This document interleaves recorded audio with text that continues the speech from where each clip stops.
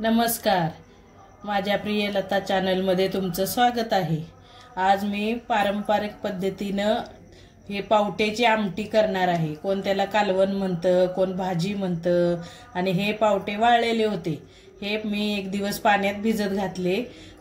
संध्याकाळी ते रुमालात बांधून ठेवलं, मग त्याला एक दिवसांनी चांगले मोड आलेत। बघा, हे बघा कसे लांबडे लांबडे मोड आलेत चांगले। आता ह्याच्यात मी गरम पाणी वतणार आणि एक अर्ध्या तासाने ते सोलून घेणार। त्याचं सगळं कवर काढून घ्यायचंय। बघा, हे गरम पाणी वतले।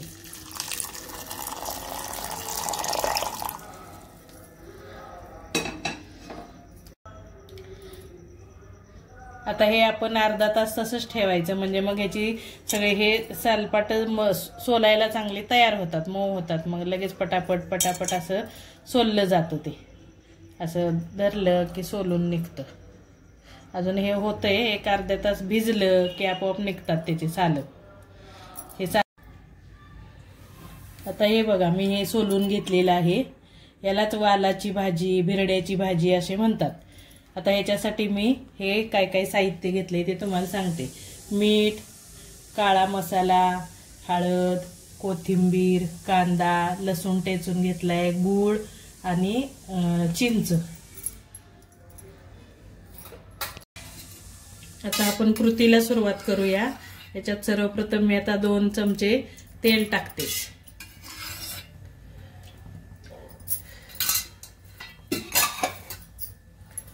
आता तेल तापलं की मग कांदा घालायचा। कांदा थोडासा भाजत आला, आता हा कांदा असा थोडासा लाल होत आला की आपण हे लसूण टाकायचा। लसूण पण भाजला गेला पाहिजे चांगला। हे बघा, हा लसूण पण भाजला गेला पाहिजे, कांदा पण भाजला गेला पाहिजे। जरा थोडंसं भाजून घेते। चांगला फ्राय झाला ना की आता आपण हळद टाकणार आहे 1 चमचावर। हळद चांगली अशी भाजून घ्यायची। त्याच्याबरोबर कांदा पण भाजतो चांगला। आता याच्यामध्ये आपण हे भिरडं टाकूया। वाल, भिरडं तुम्ही जे काय म्हणता ते। त्याची भाजी खूप छान लागते आणि चविष्ट असते। हे पूर्वीपासून आम्ही हे खातो, आमच्या आजीपासून, आईपासून।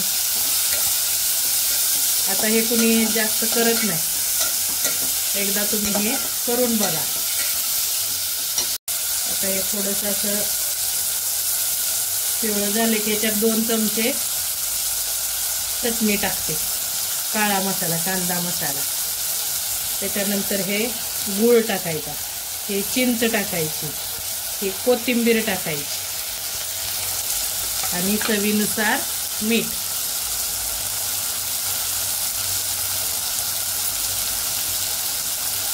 चवीनुसार मीठ आणि हे सगळं चांगलं परतून घ्यायचं असं। एकदा तुम्ही ही भाजी करून बघा, खायला पण चांगली असते। त्याच्यात थोडंसं 2-3 चमचे शेंगदाण्याचं कूट टाकायचं, म्हणजे ही भाजी अशी चांगली मळून येते, घट्ट होते अशी चांगली। चिंचेमुळं आणि गुळामुळं भाजी चांगली लागते, गोड आंबट, चिंच गुळाची चव चांगली लागते। आता याच्यामध्ये आपण गरम पाणी वतायचं।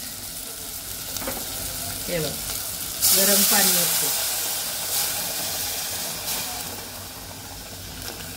गार पाणी वतायचं नाही, गरम पाणी वतायचं, म्हणजे ते असं डाडरल्यागत होत नाही, चांगलं भाजी बघा उकळी आलेली आहे भाजीला। आता हे आपण 15-20 मिनिटं आपण हे शिजायला ठेवायचं। 15-20 मिनिटांनी ते शिजतं। झाकून ठेवते आता त्याला, बारीक करून गॅस ठेवायचा।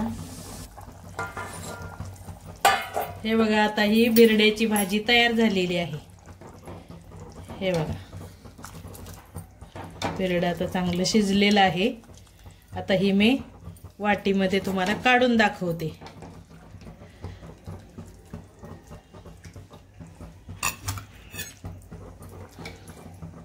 हे बघा, हे आपण भाकरी बरोबर, भाताबरोबर, चपाती बरोबर खाऊ शकतो. हे तुम्हाला आवडलं असेल तर तुम्ही माझ्या चॅनलला सबस्क्राईब करा, लाईक करा आणि कमेंटमध्ये मला सांगा की कशी झाली भाजी. थँक्यू.